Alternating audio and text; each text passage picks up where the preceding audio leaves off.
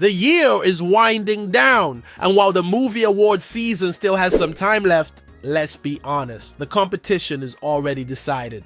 Why? Because Sonic 3 takes the crown in every single category. This is the movie of the decade. Yeah! Okay, I might be getting carried away. Is it flawless? A once-in-a-generation masterpiece layered with deep symbolism that redefines the art of filmmaking? Not quite. But is it an absolute cinema? Hilarious, refreshingly fun, and brimming with jaw-dropping CGI. Is it packed with Easter eggs for die-hard fans? A heartfelt love letter to everyone who adores Sonic, even if they're a 30-year-old guy living in his mom's basement? You bet it is. Stick around for this review of Sonic 3, and let me just say, they nailed it. Yes, they've managed to make Mufasa bite the dust for the second time. Don't worry, this review is spoiler-free, but if you're eager for the juicy details, skip ahead to the spoiler section. Sonic 3 picks up exactly where its predecessor left off, introducing a darker, edgier rival to Sonic. And yes, he actually did it. Keanu Reeves embodies Shadow with perfection. Yes, Keanu! You are a national treasure. Capturing his edgy vibe from the games and blending it with John Wick's calm intensity. It's an outstanding voice performance. Shadow wreaks havoc across Tokyo, and when a black guy causing havoc, who did you call? Disgusting black creatures. Get out of my sight. That's right, the Blues. I mean Sonic and his friends. The story primarily revolves around the dynamic between Shadow and Sonic's team, elevated by the chaotic brilliance Jim Carrey brings to the role of Dr. Eggman. Let me come clear, I've always respected Jim Carrey, but I didn't always connect with his brand of humor. This time, this performance might just be one of his best. He fully owns the title of Dr. Eggman, delivering laugh-out-loud moments with jokes that, while suitable for kids, are undeniably aimed at an older crowd. The humor is sharper than ever, with fourth-wall-breaking moments and jokes I can't believe actually made it to theaters in 2024. And I loved every second of it. Fun fact, the only damn in the movie don't comes from Shadow. Overall, it feels like Jim Carrey was given complete creative freedom to go wild, channeling the same energy that made his performances in The Mask and Ace Ventura so iconic. In this third installment, his antics are turned up to maximum overdrive. He got a green light to go nuts. He sure used it, but this time, double the role, double the mayhem. Too bad for him that he doesn't get double the pay. Now, let's address the obvious. It's a family movie. Yes, the target audience is TikTok children, and at times the movie spells things out a little too much. Themes of friendship and teamwork, while cliche and predictable, are front and center. But honestly, I didn't mind. It's all done with so much care, packed with subtle nods and loving references, that even when it caters to a broad audience, it still felt like a personal gift to someone like me, a die-hard Sonic fan sitting right above a kid picking his nose in the row below.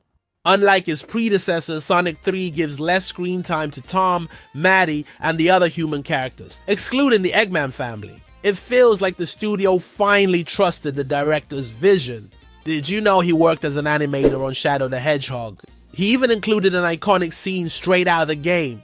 The movie leans heavily into the Sonic universe, letting its colorful cast of characters truly shine. Speaking on universe, this movie really feels like it being part of a large universe. If the first one was a standalone movie, the second one was an uncertain continuation to maybe fluke, maybe hit. So this movie is really setting the bar high and really feels like the true start of the big Sonic movies universe. And honestly, I am all aboard. Let's get this bread.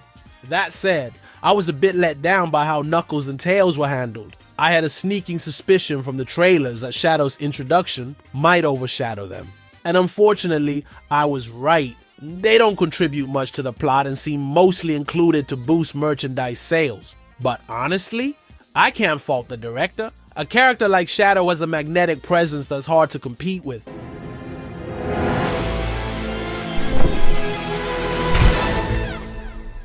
And to add on this, you also have Jim Carrey still in the spotlight in nearly every scene.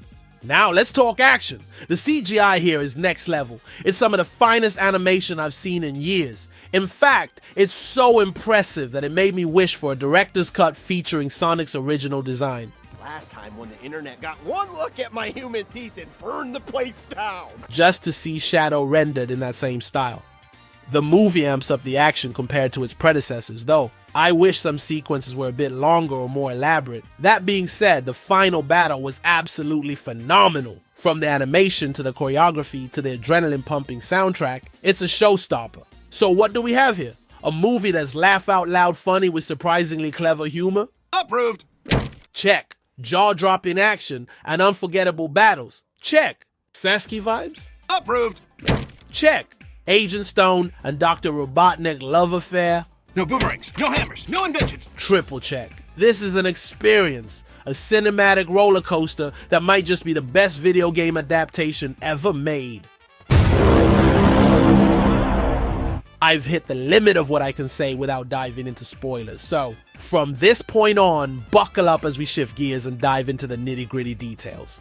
Before we get into spoiler territory, if you enjoyed this review and want more, hit that subscribe button. Trust me, my brain rot is worth it. Okay, last warning, we are diving into the spoilers territory now. Alright, let's talk about Sonic 3. They did it. They really did it. Live and Learn made it into the movie, and I'll be honest, this moment is one of the greatest hype scenes in cinematic history.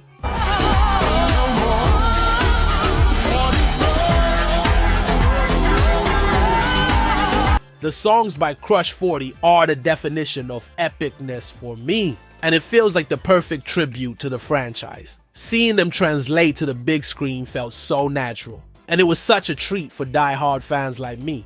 Now let's dive into the heart of the film. Jim Carrey, a comedic genius. Only he could pull off lines like, "I can't believe women in the military," and somehow get away with it in today's PC world. Honestly, I didn't know what to expect, but he caught me off guard so many times, especially with some of the absurd moments, like when Eggman's grandfather slaps him on the butt. You're fucking gay! That's Jim Carrey for you. Always unpredictable and always hilarious. His performance is one of the highlights of a film, and it's clear he was given full creative freedom to really embrace the madness of his character. It's a wonderful, wild ride.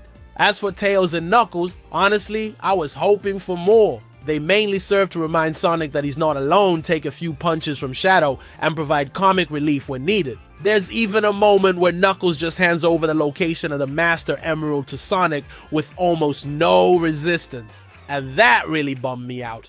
The Knuckles I know would never have given up that easily. Rougher than the rest of them, the best of them, tougher than leather. I get it though, Shadow's introduction is such a big deal, and his presence steals the spotlight, but still, I wanted more from our heroes.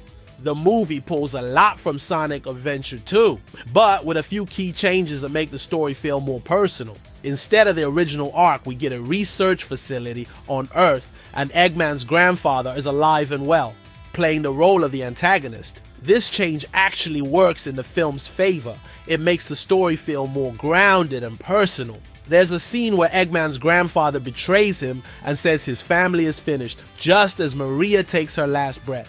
I won't lie, it gave me chills. This moment really took the stakes to another level, and it was clear this film was doing more than just rehashing old material. It was building on it in meaningful ways. One of the most pleasant surprises was the way Eggman's character evolves. In the games, he was pretty one-dimensional, but here you see him go through a real transformation. In the first film, he's this revered scientist working with the government, but by this third film, he's completely descended into obsession and madness. There's a sense of closure in his arc, and even though we don't know for sure if Jim Carrey will return, it felt like a perfect full circle moment for a character who had always been a little too ridiculous in the games. His relationship with Agent Stone adds depth to both characters. You're a colorful bunch. And I honestly never expected to care so much about their dynamic. It's a surprisingly touching element of the film. But let's talk about the pacing. This movie somehow feels fast and slow at the same time. Some moments, like when Sonic comforts Shadow over Maria's loss, are supposed to hit hard. However, there's an interesting choice made here because he doesn't even know her name. The only thing Sonic knows about her is a picture of her with Shadow, which he finds among the lab ruins. This adds an emotional layer to the scene as Sonic is trying to comfort Shadow without fully understanding the weight of what Maria meant to him. It's a bit jarring at first, especially since Sonic has no personal knowledge of Maria's backstory. But it actually works well with the movie's fast-paced nature. The film doesn't linger on details, and some moments feel like they're brushing past exposition just to keep the story moving. But those scenes never overstay their welcome. Despite that, the movie strikes a good balance between advancing the plot and developing its characters. And then there's the post-credit scene. The reveal of Metal Sonic was just phenomenal. It was obvious he would be the villain in the fourth film, but seeing him in that design was a huge win for fans. Honestly, it looks absolutely perfect, and I can't wait to see him in action.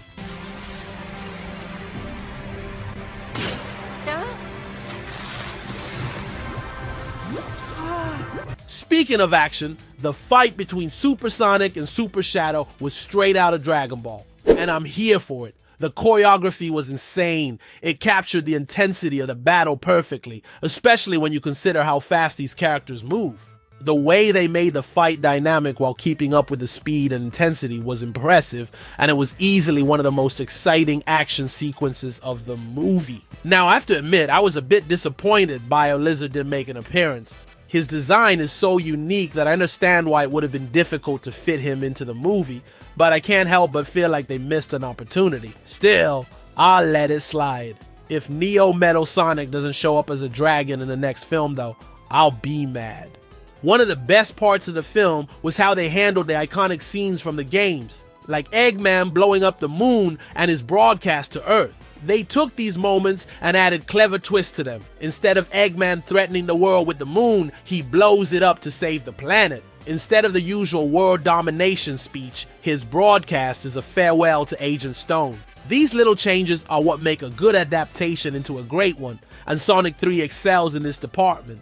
However, I do have some concerns about Amy. Don't get me wrong, I'm thrilled she's getting more screen time and is no longer the annoying dependent character from the games. But the ease with which she took down the Metal Sonic versions, it felt a bit off. I'm hoping they don't turn her into just another version of Sonic, but in pink. Fingers crossed I'm wrong, and she becomes an interesting character and not just a strong independent woman who of course will be better than Sonic in every aspect because she is a female.